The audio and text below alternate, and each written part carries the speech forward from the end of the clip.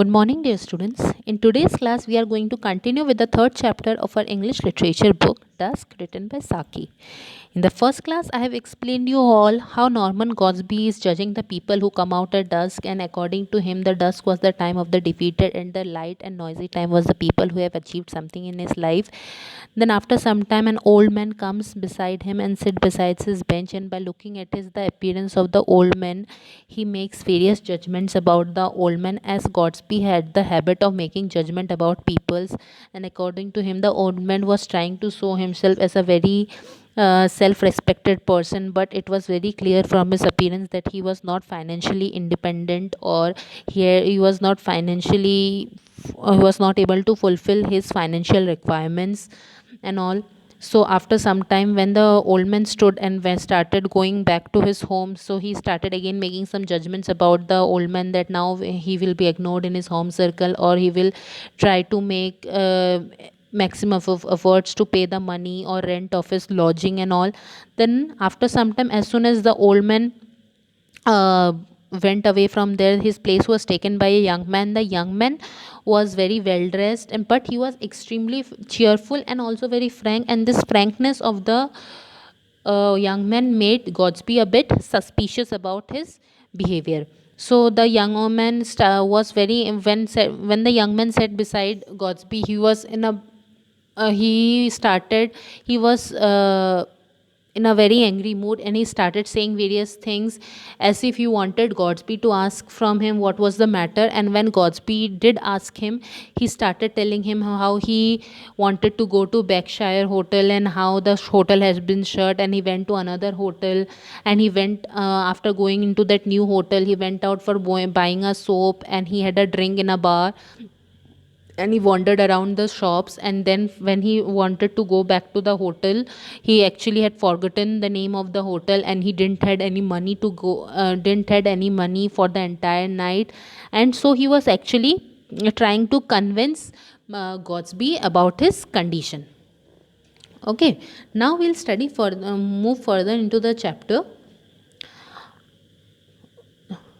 I remember doing exactly the same once in a foreign capital, and on the occasion there were two of us, which made it more remarkable. Okay, so actually the young man was trying to make the Godsby believe that okay, I know you won't be able to believe me that this is true story, but I am trying to say that I am really saying the truth.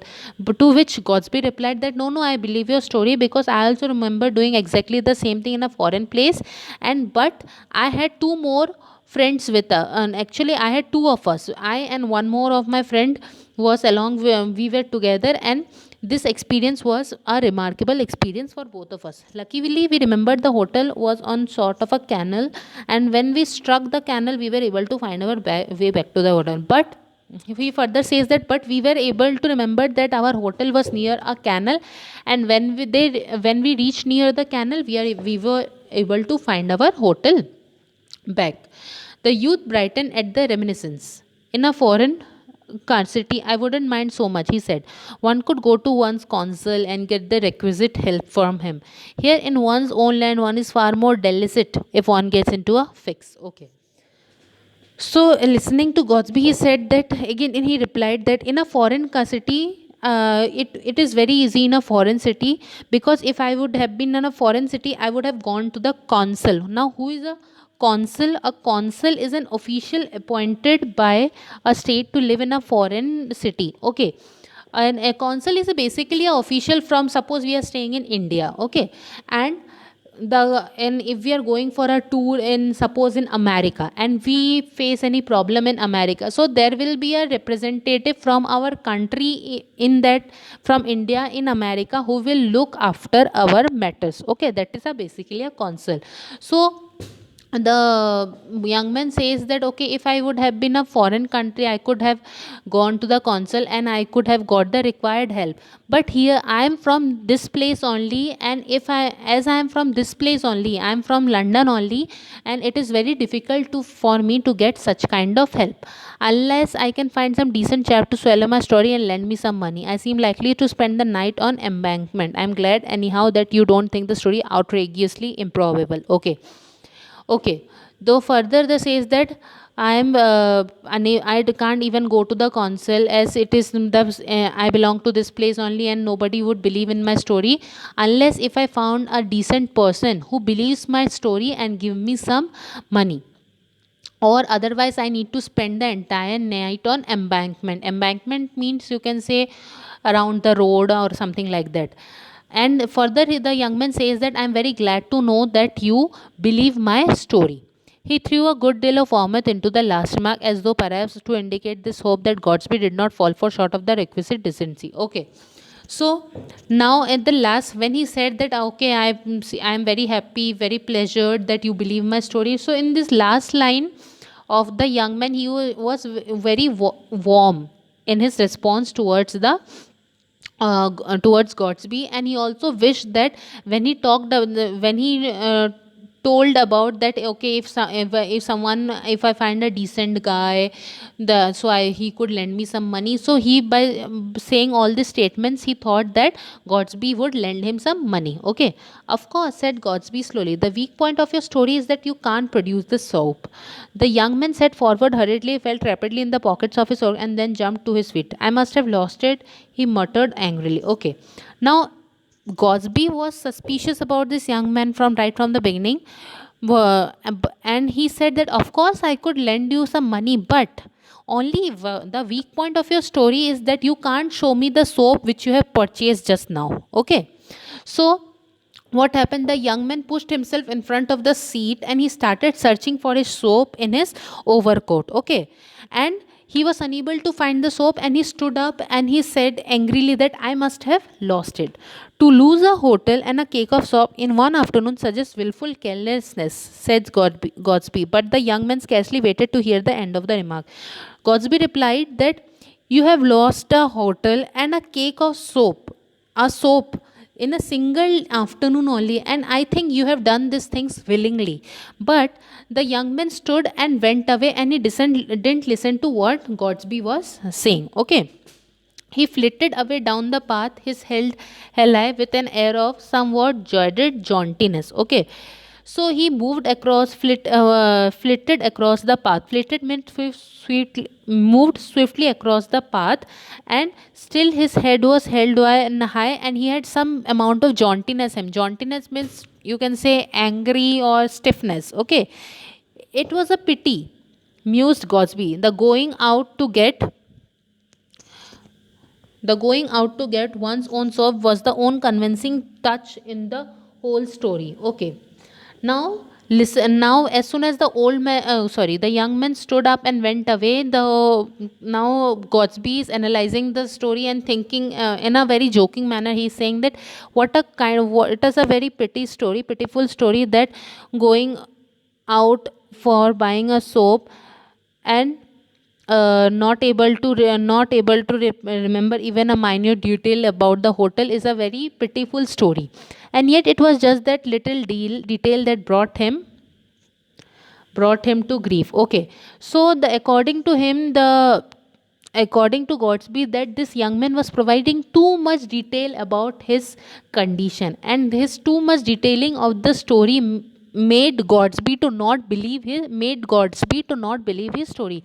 If he had the brilliant forethought to provide himself with a cake of wrapped and sealed with all the solitude of chemist count, he would have been a genius in his particular line. Genius certainly consists of an infinite capacity for taking precaution. Okay, so Godsby further said that if he had brought him with himself a soap, and he would have wrapped that soap, and he would have bought that soap from a chemist counter, and he would have produced that soap in front of me, then I would have surely believed in story, and that would be a great story. With the reflection of Godsby rose to go. As he did so, any explanation or concern escaped him. Lying on the ground by the side of the bench was a small oval packet wrapped and sealed with solicitude of a chemist counter. Okay. Now Godsby stood up to leave. Okay.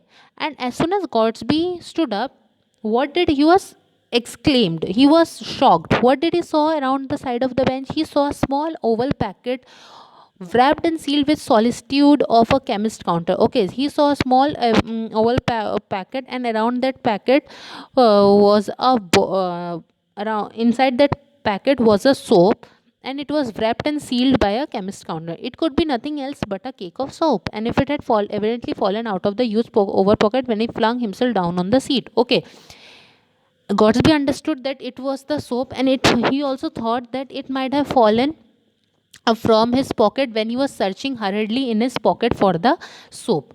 In another moment, Godsby was scudding along the dusk studded path in anxious quest for a youthful figure in a light overcoat. Now, as soon as Godsby got the soap, he was scudding along the dusk shrouded path. Scudding means he was moving fastly along the road so that he could anxiously searching for the youthful man, the young man in the light overcoat. He was wearing a light colored overcoat. He had nearly given up the search when he caught sight of the object of his pursuit standing irresolute on the border of the carriage drive. Okay.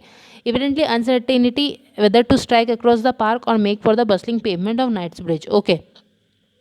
So he was when Godsby started searching for, he was unable to find him anywhere. So finally, when he was about to give up his search for the young man, he finally saw him standing across the on the border of the carriage drive, and he was not able to decide. It seemed as the young man is not able to decide that whether he should go across the park or he should go towards the pavement of the Knightsbridge. He turned round sharply with an air of defensive when he found Godsby hailing him. Okay, so when the young man found that Godsby was calling him or addressing him, he was quite unfriendly towards Godsby. The important witness of the geniusness of your story has turned up, said Godsby, holding out the cake. So now Godsby was holding that cake of soap, and the Godsby said him, the important witness of your story, the cake of soap, I am having it right now, and I believe your story. It must have slid off your overcoat when you sat down on the seat. I saw it on the ground after you left. So Godsby further said that when you sat in that bench, it must have fallen down from your overcoat, and when you oh, I when you left from that place, I saw it when you left. You must excuse my disbelief, but your appearance were really rather against you. And now, as I appeal to the testimony of the, I think I ought to abide by its verdict if the loan of a sovereign is any good to you. Okay. Now, so Gosby asked for his